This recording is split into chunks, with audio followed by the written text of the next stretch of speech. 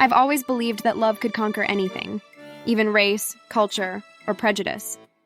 But after what happened with my father-in-law, I realized love can only go so far before karma steps in with a chair. My name is Naomi, and I'm a black woman married to a white man named Ethan. We met in college. He was a shy architecture student with messy blonde hair and a goofy laugh. I fell for his kindness first. My mom always said, Kind men age well, mean men just rot. well, she wasn't wrong. When Ethan told his father he was marrying me, the man nearly choked on his whiskey. A black girl? Ethan, are you out of your mind? You think she'll fit into this family? Into our world? Dad, I love her. That's all that matters. Love doesn't erase differences, son. It just blinds you to them. I wish I could say Harold softened over time, but the only thing that softened was his jawline and his grip on reality. When Ethan and I got married, Harold didn't even show up. His wife, Margaret, came, bless her gentle soul, and whispered to me, He'll come around, dear. He's just stuck in the past. He didn't come around. But life moved on. We were happy. For a while. Then Margaret passed away, and everything changed. Harold, now widowed and in his late 60s, didn't want to live alone. Ethan, ever the saint, suggested he move in with us. I wasn't thrilled. The man never respected me. But Ethan insisted. Naomi, he's my dad. He's grieving, just for a few months. A few months? Ethan, the man, once told me I was exotic, but not wife material. He didn't mean it. Oh, he meant it. But love made me stupidly forgiving. I said yes. The day he moved in, Harold took one look at our home. Modern, colorful, full of art, and frowned. Well, this looks different. Not how a man's house should look. It's our house. You mean your decorations. Ethan, where's your touch? Dad, I helped pick things. You picked her. That was enough mistake. Right from the start, he was unbearable. He criticized my cooking, my hair, my tone, and even how I walked. You walk like you're going somewhere important. Women shouldn't stomp. They should glide. I'll keep that in mind next time I'm walking away from nonsense. Ethan often tried to mediate, but Harold's comments were endless. He was stuck in the 1800s. He expected me to serve him tea at 4 p.m. sharp, iron his clothes, and stay quiet when men talk. It was like living with a history book that never got updated. When I got pregnant, Ethan was ecstatic. Harold? Not so much. You're bringing a child into this world? Lord help that poor baby. Half-breed children always have identity problems. Dad. Say that again and I'll make sure your dentures find a new home. In the trash. He scoffed, muttered something about sassy women, and walked away. When our daughter Luna was born, I thought maybe he'd soften. But when we told him she had Down syndrome, his reaction was a punch to the heart. He laughed. Figures.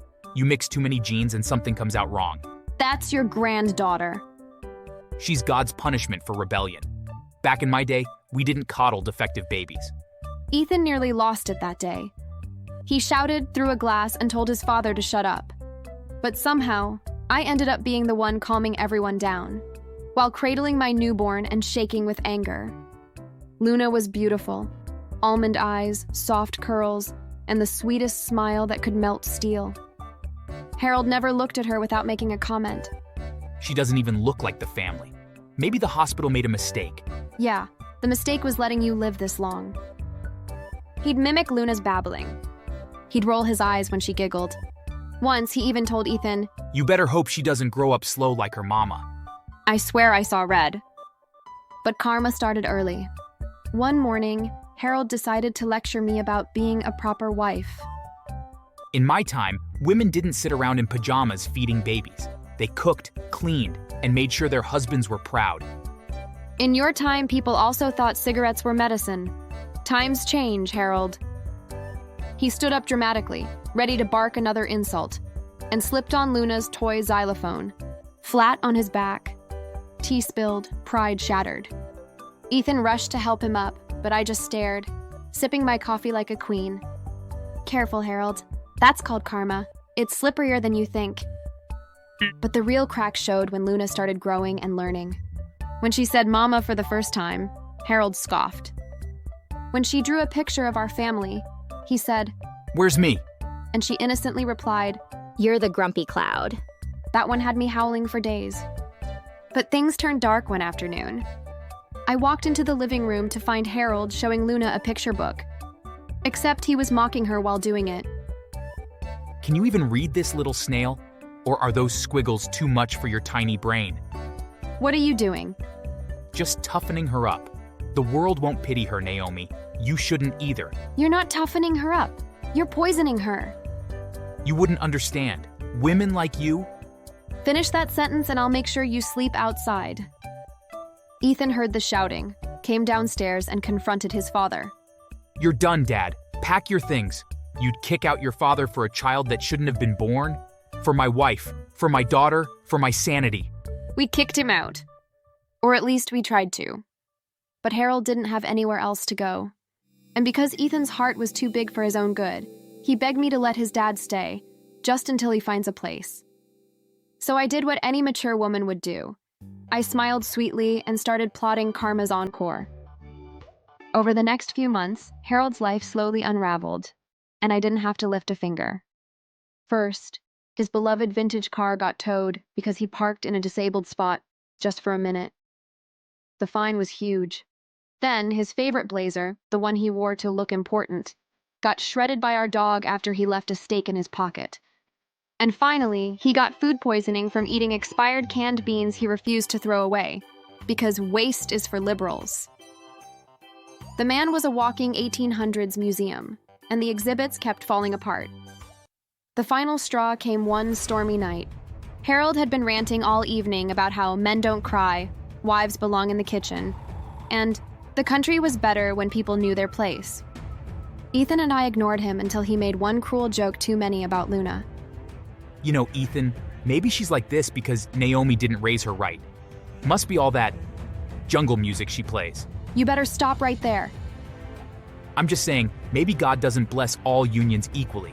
Before Ethan could react, thunder cracked outside, and the power went out. Harold, refusing to wait, grabbed a candle, muttering insults as he climbed the stairs. Seconds later, we heard a crash. When we ran up, we found him at the bottom of the staircase, unconscious, bleeding, and his legs twisted. He'd slipped again, but this time, he wasn't getting up. The doctor said he had a spinal injury, paralysis from the waist down. I didn't gloat, not in public, but privately, let's just say Karma didn't miss. Harold was furious about needing a wheelchair, furious about being helped by nurses, furious about life itself. But the ultimate punishment? He was moved into a care home after he became too difficult for Ethan to handle.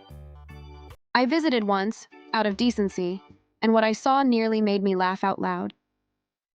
There he was, being cared for by 2 black nurses and a Haitian physiotherapist named Marcus, who didn't take his nonsense. Don't touch me with those rough hands. Then stay on the floor, boss. I ain't got time to argue. Even Karma has a sense of humor. Every week, we'd get reports about Harold's complaints. He didn't like the food.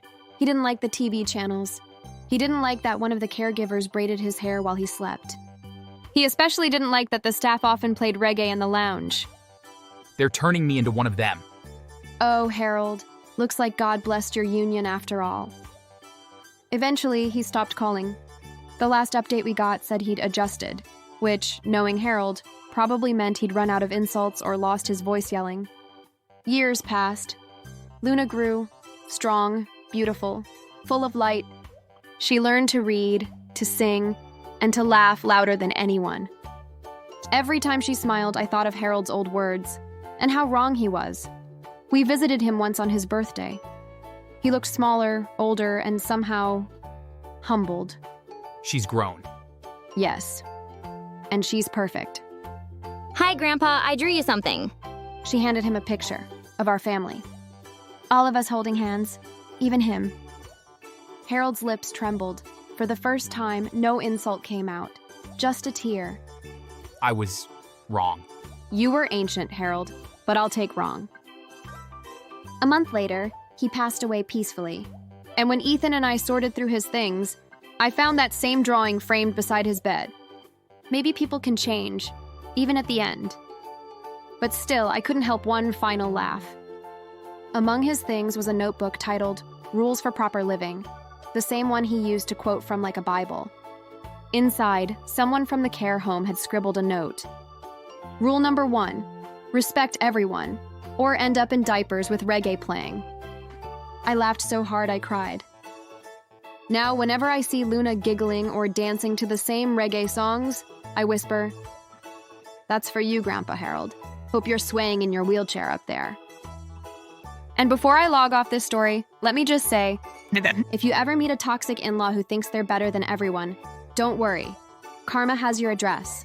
So go ahead, like, subscribe, and hit that bell icon. Because trust me, the universe always delivers faster than Amazon.